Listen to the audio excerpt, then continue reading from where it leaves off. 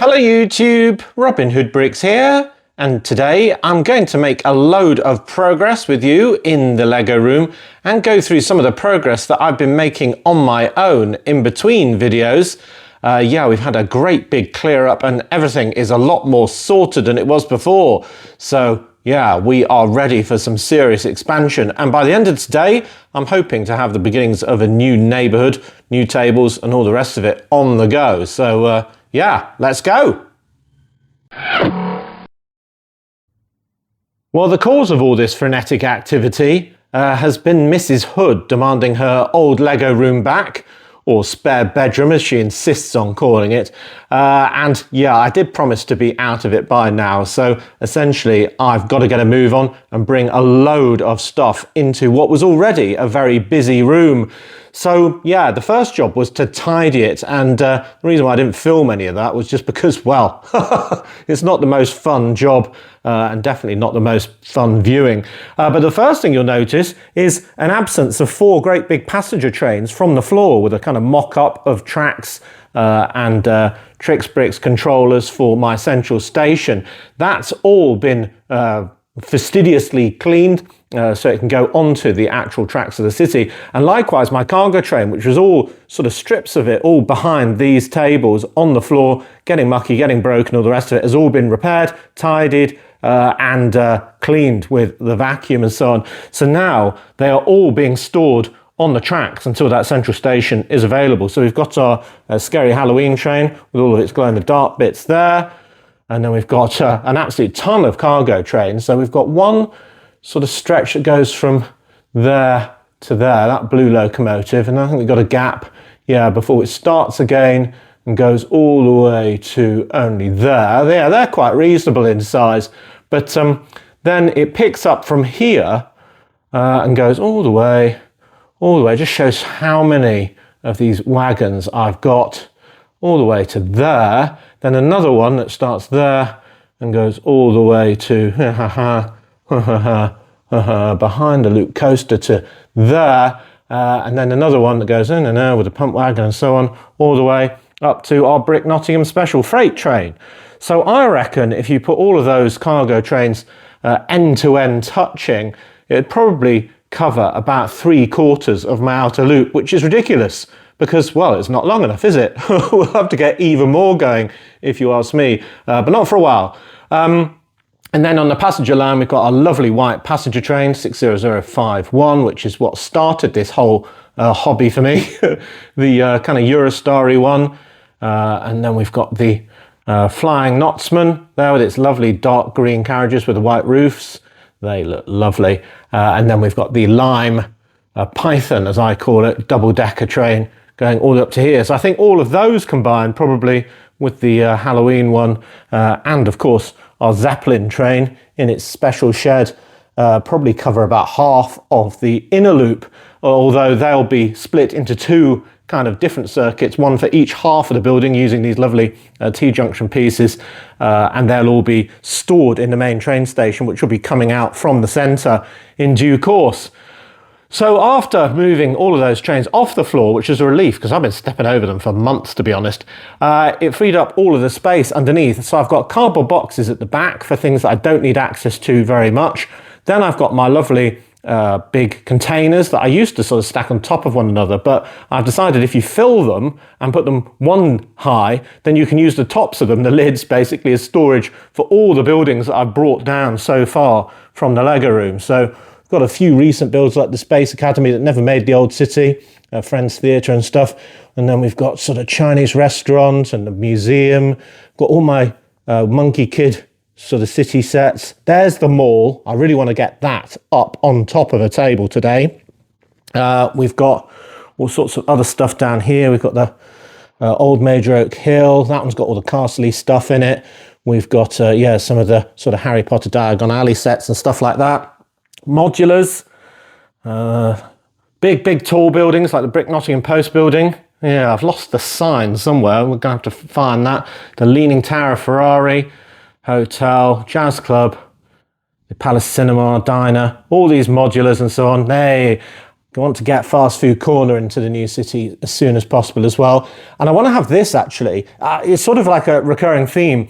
I want to have everything that I'm doing this time around is slightly better than it was before. So when it comes to fast food corner, it always sort of pointed kind of backwards into the back corner of the room, so you could only ever see it from the second standing hole. So I want to have that one, my pride and joy, front and centre, so it can be seen from many, many more angles this time round.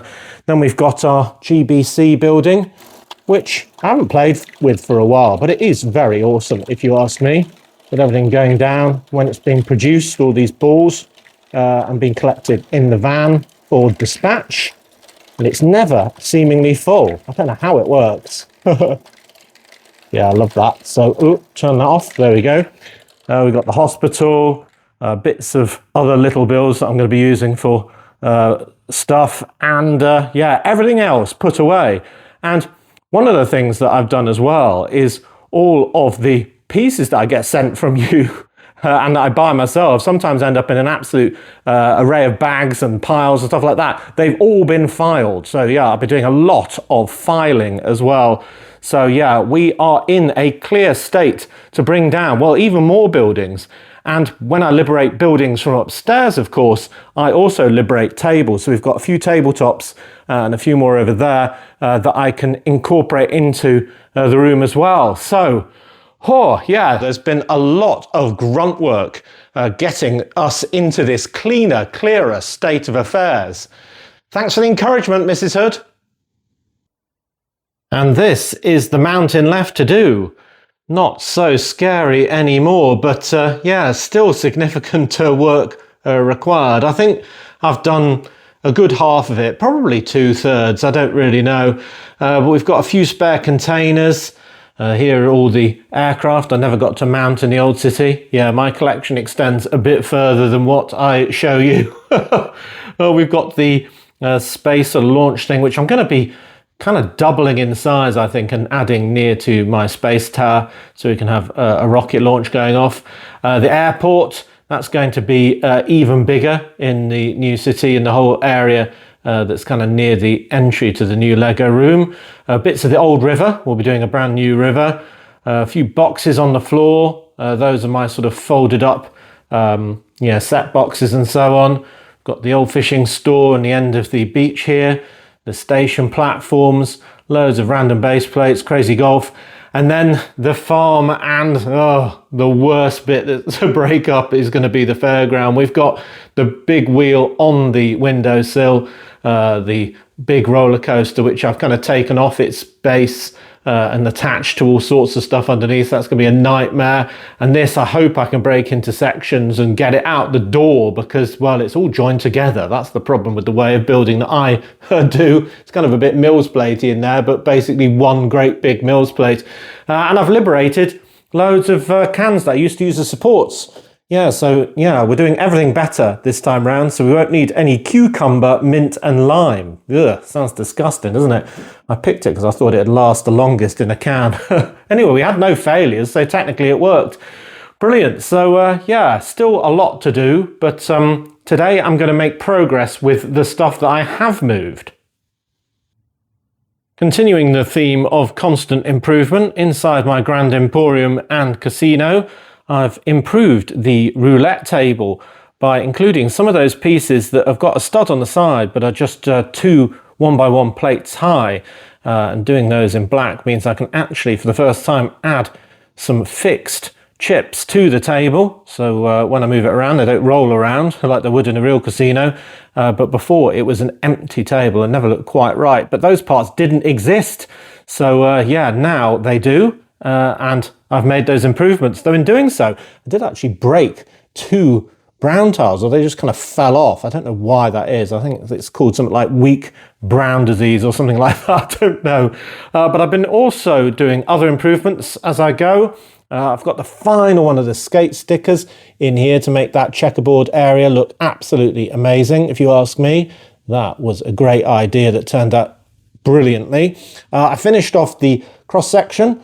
So we've got the brown 3 brick deep going into the blue 3 brick deep. So I've sort of moved that sort of chest down a bit and the fish up a bit and all the rest of it. So that is completely seamless. And now we cannot see any edge of table. And I hope I'll have that around the kind of closed loop of both of the standing holes all the way around by the end of it. I've also been taking your suggestions, and you can earn yourself a shiny bedoing, of course. The first one was pretty easy. People noticed that I put the logos for my Vita Rush building on the wrong way round. So yeah, that was easy to fix. Other people have suggested that they don't pop very well, very visible basically. Well, they do look quite visible in real life, but putting a white background behind them might make them look even worse actually, because some people have said this is kind of like a tiki building with eyes. I can't quite see it, but now I've mentioned it, probably that's all you can see. But adding white sort of background to those eyes makes it even worse. So yeah, I'll have to keep thinking on that one to make that just as good for you. But that was a good suggestion. Other suggestions from you are adding the black to the black and grey of the little gate here, the dragon gate, so it matches the dragon tower. I really like that idea. It really does tie them together. Another one was adding some little pills for the Pac-Man 3D sign. So he's eating them whilst running away from the ghosts. I like that as well. And then probably the best one I've had for an absolute age, because I'd mentioned that this big facade building that I pulled out needed kind of something 3D on the front to bring it, you know, into the rest of the room a little bit. Yeah, someone suggested I put a classic Batman and Robin onto the side of it, climbing up, just like they used to in the original, well, I wanted to call it a cartoon, but it was kind of a TV series, wasn't it, with Adam West and so on. And I just thought that was great. And you can kind of imagine it just like when it was being filmed, it would really actually be kind of just done in a studio flat like that, and essentially they'd just be walking along the floor pretending they were climbing a building, and then in production they would flip it like that. But yeah, we've got a smiling classic Batman and a rather scared classic Robin, and a big thanks to Barry, because without him I wouldn't have those two figures. Yeah, and they're just climbing up to the grappling hook at the top. And while I was there, I also added some aerials, which somebody else suggested. So yeah, lots of suggestions from you, and all of them earn a lovely bedoing. Fantastic. Wow, I absolutely love that scene. Absolutely amazing. I love the way the capes kind of come down, so you can actually pick it out with the bright colours of the blue and the yellow against the backdrop. Yeah, the city is really big, so you do have to peer into it to see all of these scenes, of course. It does beg the question now, oh well, I don't need to get rid of the bat signal, but really I can't have modern Batman over here as well, can I? Maybe I can, or maybe I just move both of those bits further away to another part of the city and no one will notice. Bit of a cheat, but anyway. Cool, so that is absolutely fantastic. Thanks for those. Now also what I've been doing is a lot of designing, and I design my city planning at least using a program called Blue Brick, just because it's really quite useful at moving things around quickly and trying different things out. And whenever I plan a city, I don't try and do the whole thing in one go because, well, there's just too much you can't plan for. So essentially, I do it in thirds. And before I started, when the Lego room was being created, I developed this side with all of its roads, and even then it's changed a few times, but getting the bigger pieces in the right position so you know where the road's going to be, where the crossings are going to be, and all the rest of it. So what I've been doing recently is actually planning the middle third. So basically, if I go out of this gap here, the middle third is going to be really quite big because we've actually got quite a narrow standing hole here. You see where the subway station is there and where the subway station is there. So the middle section is actually going from about here all the way up to here. So it'll be a full stretch from somebody standing in here to reach the center from either side. Much, much wider than it was before. I did consider when designing the Lego room in the very beginning having 3 standing holes, but then essentially, well, the 2 bits were very narrow. So this is, well, going to be hard to do, but I think the product will be the biggest amount of real estate possible. So as a result, yeah, I needed to start planning this middle section. And yeah, it basically meant that my original plan got moved about a little bit, moved this way, moved that way, to try and accommodate all of these buildings. And some of them need quite precise positions, you know, whether it's a 32 by 32 base plate, or this one that needs 16 by 32, say, but with maybe a road shift, because we do want to have that vehicle erupting and stuff like that. We don't want to have too many straight roads. It needs to fit in with all the train. Then you've got to consider the monorail that's got to fit in and everything. So yeah, anyway, I've got a good version I'm happy with, which means I can plow on with this middle section quite quickly, because a lot of it's going to be buildings I've already got. Yes, I'll be improving them. And I'll be adding new ones in between the gaps and all the rest of it. But there's a lot that I can plow on with the modulars and so on. So I hope to get a really sort of serious amount of progress soon with half of this middle section filled quite quickly. I still want to have walkable access for as long as possible, so I'm not going to go right up to where I'm standing, but I can definitely get the first section in, and that'll enclose the old town and allow us to have all of those old buildings there, whilst having the central station beginnings of, and new run of modulars kind of on both sides effectively. So yeah, that's going to be great. Now, it doesn't come without its issues, and one of the issues was that I realised that I wanted my T-junction for the trains and all the tracks in the centre moving 4 studs to the left. Oh no, yeah, if it had been 16 or 32 or something, I could have just stuck another base plate and another sort of set of tracks in this side rather than that side or something, but 4 studs, nope, it all needed to be lifted off. All of this has been off and all of the tiles and little plates and all the rest of it had to be moved 4 studs to their left, which you have to do very methodically or you end up in a right mess. And you've got to take a picture kind of before, during and after, basically, to make sure you've done it right. But the proof of the pudding is it's all back in. So it looks exactly the same to you. I've even recentered the arcade building, which had to sort of rip off its base plate again and reattach. So it's all back where it should be. And to you, at least, it looks exactly the same, like I didn't change anything.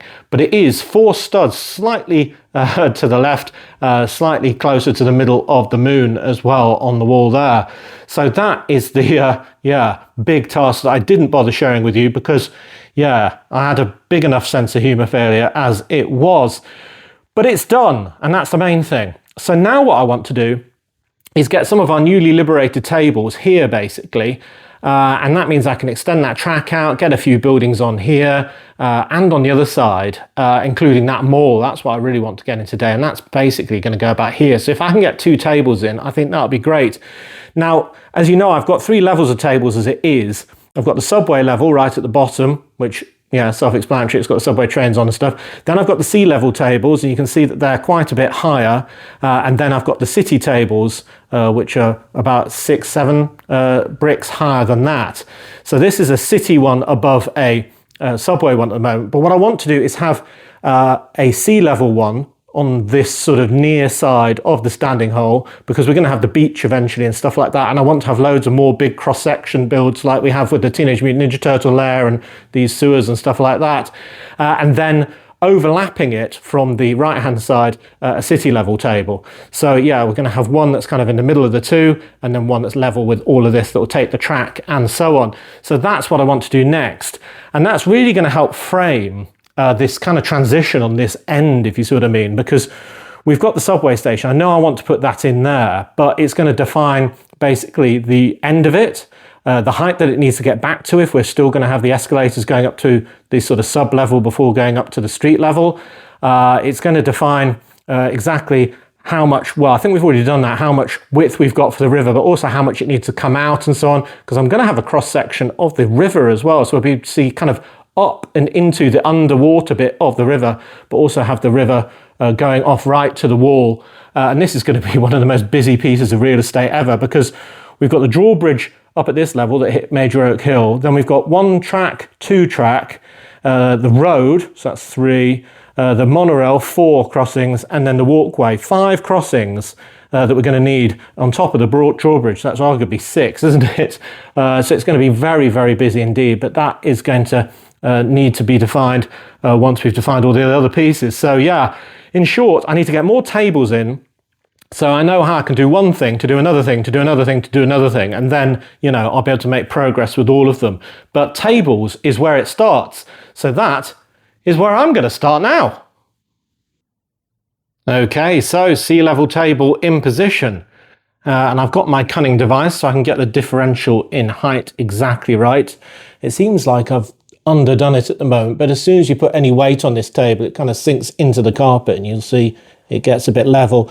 Often with these things, they settle and you have to tweak the legs again and again as you progress with the city development. But yeah, this is already changing the dynamics of the Lego room because yeah, I can start to see in real life with my own eyes how much space I've got where I've got it and how little I have where I haven't. Because, well, first of all, the positive news is that if you think about the second standing hole starting about here, we've got an absolutely vast amount of space going right up to the far edge of that table. Huge amount that way, and then that will go for the entire length of the room, all the way up to there. So yeah, a vast amount of space that's going to be very difficult to reach. I think right in the middle where the train tracks will be, completely perfectly bisecting this whole huge square, it's going to be a full stretch reach to the middle from that side and from that side. So yeah, that is what I'm doing. I'm making a sacrifice. I'm making it harder for myself, but to make it a lot bigger for the final product. So I think that is the most important thing. Another thing that I'm compromising in is the fact that ultimately I'm going to have to crawl through this gap and then choose either left to stand up in that standing hole or right to stand up where I'm standing now. And yeah, that's why I want to keep that one open as long as possible.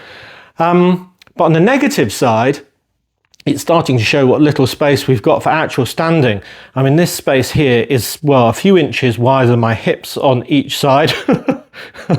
Heaven forbid I get any bigger. And it's really sort of showing the lack of space I'm going to have for a much extended subway station. I think I'm going to get rid of the idea of having two tracks going in different directions here. I'll probably do that on the main subway station over my left shoulder for the airport. But here, I think it'll be too deep. I think it'll be too dark by the time we've done that. Also, with the height differential, the subway tables are a lot lower than they were in the old city, and the other tables a bit higher, so we've got more space. Yeah, just because I'm doing everything a bit better this time. But one of the problems with that is I used to have an escalator going up to a mid-platform, which would have been on the equivalent of the sea level table, and then more steps going up to street level. And I just don't know if I can do that now with these different levels because, well, the same escalator, if it's going to reach the top of this table, needs to start, well, a lot further back and will go on even longer. I mean, it's going to come down to about, you know, those seats, and I don't want that just filled up with a triangle of escalators stopping us seeing the trains. So I think a redesign of that subway station is going to happen.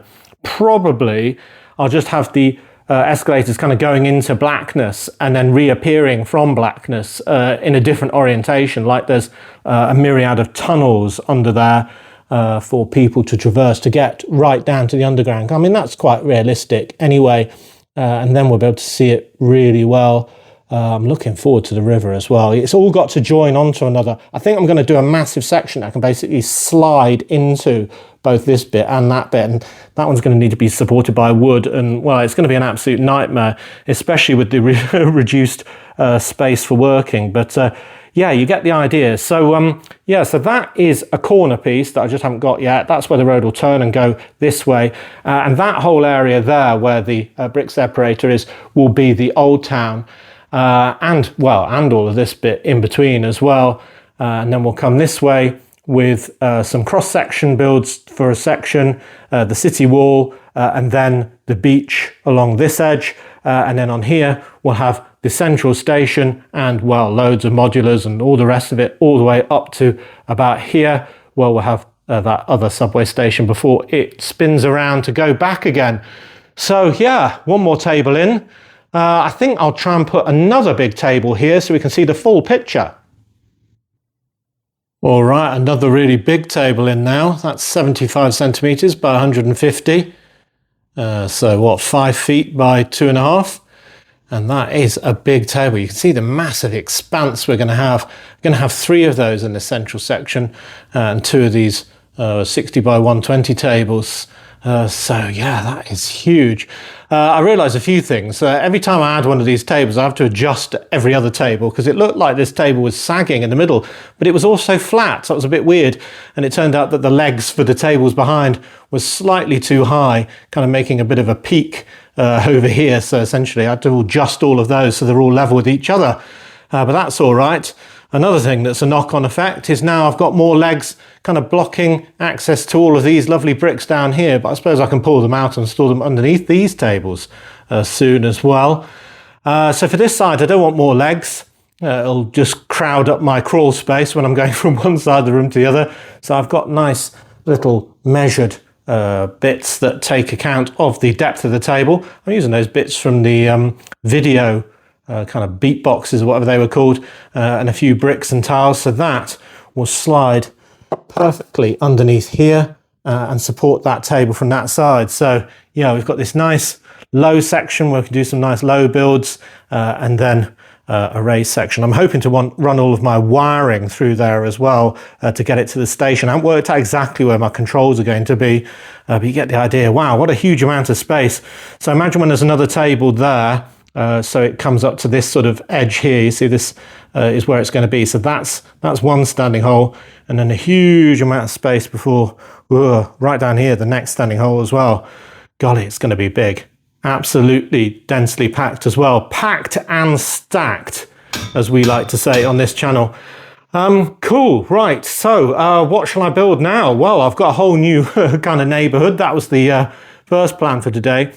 I think what I should do before doing buildings is continue this railway line out a bit, because these sections shouldn't be here. It should go straight into those zero gap switches. So it's basically turns it from 2 tracks into 4 for those 4 passenger trains we covered at the beginning of the video. So what I'm going to do is do a section separate to this that I can push right up to this, and that will include all of that stuff as well, because yeah, although it's boring and I really want to make good progress with the city and get all the buildings in and all the rest of it, it's this fundamental structural work with the tables and then the sort of wiring and infrastructure of the railway that needs to be done next, because otherwise you just don't know where everything's going to go, and access is going to be worse as we kind of paint ourselves into a metaphorical corner with development of the city. And yeah, because this one does have wiring as well, because we're going to have a motor to control one of the points, and we're also going to have a set of traffic lights on this set as well. So yeah, I'm going to have to get all of that out from where I've just covered, and then yeah, get all my ballast out and get going with that as well. So yeah, that is what I'm going to do next. Now the video today is being done with the new equipment, and I think I've mastered the camera actually. It's doing some really clear pictures that aren't needing filters in post-production, and I can focus on walls and things like that, and it all works perfectly. So I'm very happy with the progress that I've made on that. The sound, I'm not entirely sure. Old sound isn't compatible with this setup. So yeah, I've got a new microphone system, and well, I just sound different. Maybe we just need to get used to it, or maybe it's less good. I've got more experimenting to do on that one. But yeah, your comments on the picture and the sound for this video would be appreciated in the comments section. Anyway, right, yes, I've had rather a long session away without giving you any updates, and that's because, well, I was starting to go a bit mad. Essentially, I've had a very long process building this next set of track. I kind of started doing the ballast, which was quite easy because they're quite small, unusual sections. It's mostly straight here and straight there. So there's only a little bit to get right kind of in the middle on these green base plates, and that is all very fine. And then I remembered that I needed to get all of the wires in as well, so I had to kind of rip them off and do it a second time, putting both of the traffic lights pairs, of which there are, you know, so 4 individual lights, so 4 wires, and the motor all on this one section here. Yeah, in error, because then I realized, hold on, that's not right. The motor needs to be on this one. So trains coming back from the right loop get split to the relevant platform. Whereas on this one, we need lights, so I know which one is operable to go forward around the left-hand loop. So yeah, I had to pull all of that out of there, which was kind of good because having 1, 2, 3, 4, 5 wires was proving impossible to sort out to move 4 onto this section, which made this one really quite easy because I've got my usual sort of junction box here which hides the very short wire into a longer wire in there, and then that can go back under the track and go basically all the way here down vertically at the edge of these base plates into this little gap. So I have a little gap between the two tables to take that wire. So that one is relatively fine. And with only one wire, it's quite easy to push down the Trixbricks zero gap switch into position. Zero gap because the tracks are touching there, and that's just to save room really. So we'll have one platform in the middle and one platform on each side. So platform 1, 2, 3 and 4. Yeah, so that'd be good. Now this side, apart from doing it twice, is an absolute nightmare because, well, we've got two of my wonderful towers to build, which look lovely, and I'm very happy with them. And I'm using these sort of 1x3 rounded plates to hold each of those up in pairs. So that is absolutely beautiful. But then the wires have to go down here and then go in, and I've got two wires going underneath that straight track to the edge and then down. And then these ones are going down there, in and down that straight track, because I don't want to be able to see any of the wires, and I want the all the ballast to look like nothing's going on. Well, I have achieved it, but to say that it wasn't without some cursing and doing it several times, I'd be lying. So yeah, that is as good as it's going to get. And I've taken loads of photographs of the underside for my own use for when I have to do exactly the same thing kind of on the other end of the central station. So all's well that ends well, I suppose. I feel I must have absolutely massacred those wires, sort of crushing them in between the actual rail pieces and the base plates in getting them filing, because if one sort of flips up just slightly on top of a tile or something, it just won't work. You may as well start again and try and retrace them very carefully. So I'm sort of partially scared about testing this, because I sort of think, have I broken one of these wires? Yeah, so we'll do that testing in a minute. Well, this is showing up one of the benefits of my new mic system. I can walk around while my camera's on a tripod and do all sorts of other things without being physically tethered to it. So that's actually quite good. Right, so anyway, what are we testing today? Well, first of all, we want all 4 lights to be working and we need the motor to be live. So the first thing I'm going to do is switch everything on. And we have 4 lights, and I heard the motor twitch as well. So that is absolutely great. I didn't break any wires. So the first thing is, basically we've got a figure of 8 of track. This is one loop with 2 trains on it, and this is another of the loops of that 8 figure. But we can also isolate all 4 of these from the outer loop and have just the Zeppelin train running around the entire outside. So the outer lights on each side, so this one on the extreme right and on the extreme left, are saying at the moment that we're go for these trains. Basically, the outer loop isn't isolated for the Zeppelin. So I'm just trying to work out which switch that would do to change that. Is it this one? Yeah, it's that one. So now that would power a motor that would allow the Zeppelin train onto the outer lap, and all of these trains are all told off with their second light. So that's the outside red and the outside red. Brilliant. So that is working. We are not a go at the moment. So if I change that back, then it will say that we're partially green. Now, for these 2 trains who are competing for the same track space, this one is clearly allowed to go and that one is not. But if I change the position, then you see I can do that. We heard the switch move and you probably saw it. Let's see if I do it again. Yeah, that means that we've changed the priority between these 2 switches and we've changed the priority with the lights of those 2 switches. So everything works. It looks really pretty. I mean, those signals, I've got to not call them train traffic lights or I'll get in trouble with the train people, work and are very visual indeed. My own design, made out of proper Lego bricks. They're very fiddly to piece together, but once you've got them in, then they are great. And I took a top tip from one of you, actually. I'm just going to grab my Bedoying buzzer. Hopefully the sound quality is still working, because I am way away from my camera at the moment. Here we go. Right, I've got my buzzer, because I need to say an extra special thank you to one of you, because you gave me a top tip. And that's because before, when I did my first train signal, I used shrink wrap around the wiring. You might be able to see it on here, which is basically sort of black plastic coating that shrinks under heat and covers all the wires up. And it made it all the harder. and it would have made it impossible basically with 4 wires underneath all of that track. So somebody said, why not just use a Sharpie marker to change the colour of all of those wires from brightly coloured to black? And that, if it focuses, is what I've done. It's hard to focus because all of it's black. See that? You can't even really see the wires, can you? Well, you can, but only if you really stare.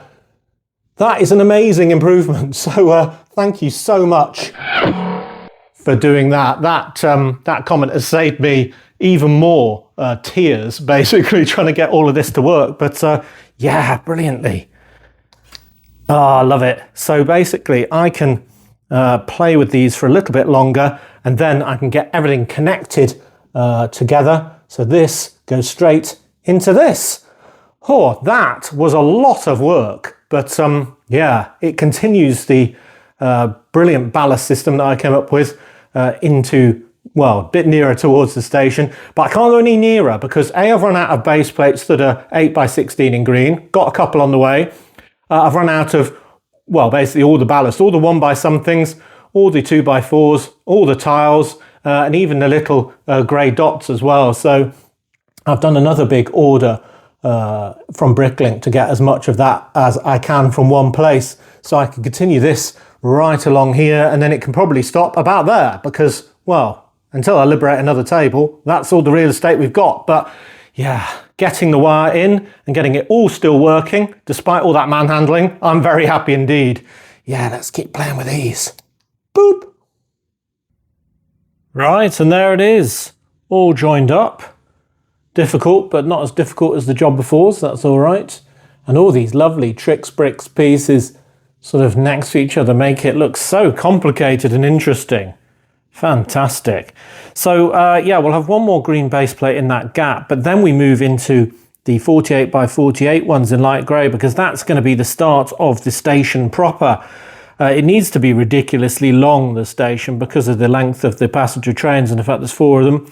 And eventually, when we get right up to this end, we'll have another crossing going across here for the road to get from one half of the city to the other. So yeah, it's basically going to be from about here all the way up, just like it was on the floor before we did our tidy. So that looks great. Love it with my light poles and my signals on the top of them. Double signals, they just look so cool if you ask me. Very, very happy with those. Got the arcade in the background. Oh golly, how am I going to reach that to get to finish the sign? Yeah, I'm going to have to be crawling on these tables with my knees, I think, now and then. Yeah, the distances are amazing. I was actually pulling this table out to shimmy in that gap just to join them up.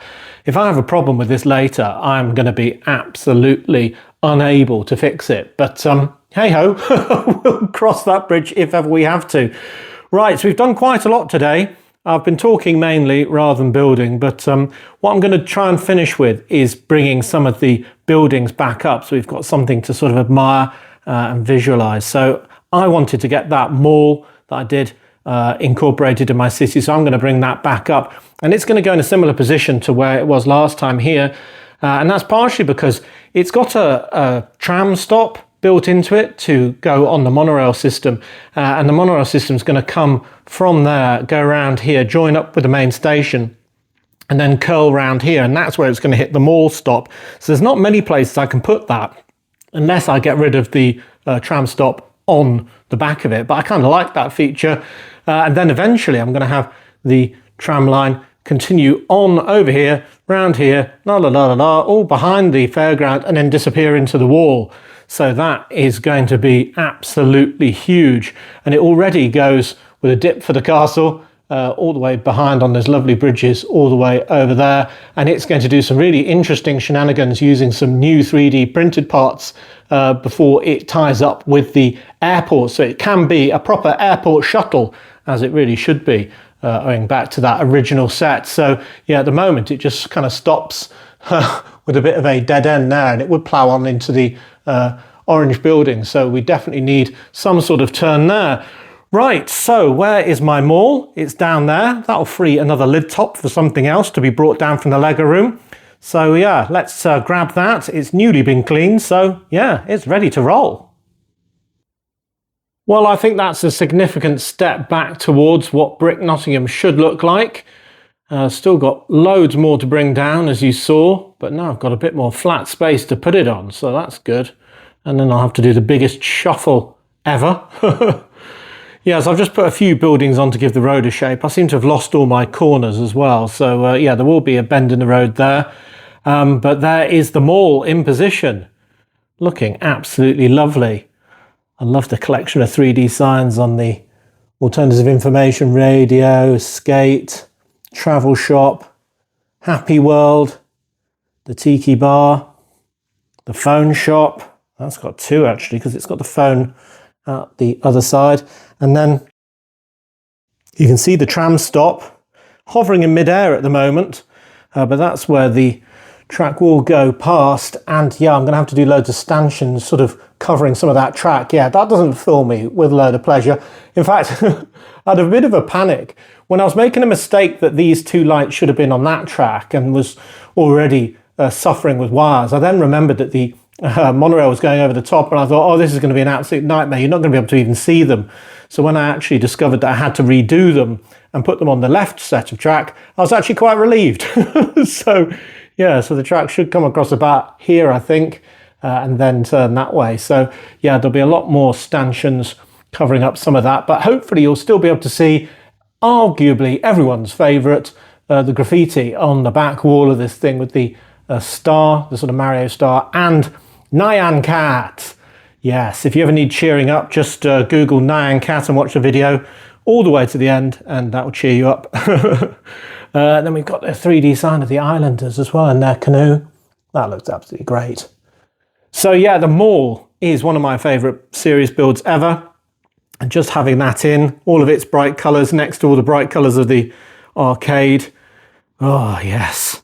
I don't think I'm going to have the Leaning Tower Ferrari there in the end, but it does look quite fun there because you can see its nice lean. So I kind of like that. But yeah, we'll have a run of buildings, tall buildings along here up to where we go over the rail. And then this side's kind of then countryside going into the farm and the fairground and stuff like that. But yeah, we'll have a gap here before the station building itself, and then some modulars. And then on the other side of the track, we'll have modulars and boardwalk and road and all the rest before the beach and everything like that. So yeah, pretty soon we're going to have loads of table space to play with. I can make some real progress, especially in the areas where we're duplicating what we did before, albeit with changes to make it all a little bit better. But yeah, I remember this, looking over buildings to see buildings to see buildings to see buildings, and it really looking like a cityscape is what I am all about. And now, with the added benefit of these lovely lights and so on, yeah, this city is going to be far better than any other one before it. Oh, look at that. Beautiful. What progress. Do you remember in the last city when I had to rebase a load of my modulars so they fit against the wall? I converted them all onto sort of 3/4 base plates effectively. Well, now I'm converting them all back. So that's another fun job I've been up to. But it did help me add more ladies to the shopping scene. I might add even more, like they're all coming out in a massive gang of people carrying shopping bags. And I've used these lovely 1x2 mode tiles on some of the carrier bags. It must be one of the concessions on the inside where all the ladies are getting the most up-to-date fashions. That's what I reckon anyway. So as always, thank you very much for watching. It is appreciated. Do remember to like, comment and subscribe for more awesome Lego videos. And if you value this channel, there are many ways in which you can support it. Do check out the links in the description below. Do comment on the video quality. I think it's improved. Definitely in the lighting and the sort of general brightness and so on, and resolution and all the rest of it. The sound, yes. Do give me your honest feedback on that, but do be kind. I'm not a tech expert. There are too many menus and too many options for me to play around with, but we'll get there. We did show off some of the added benefits of not being actually tethered to the camera, but yeah, wow, what progress we've made. So until next time, see you. Best mural ever.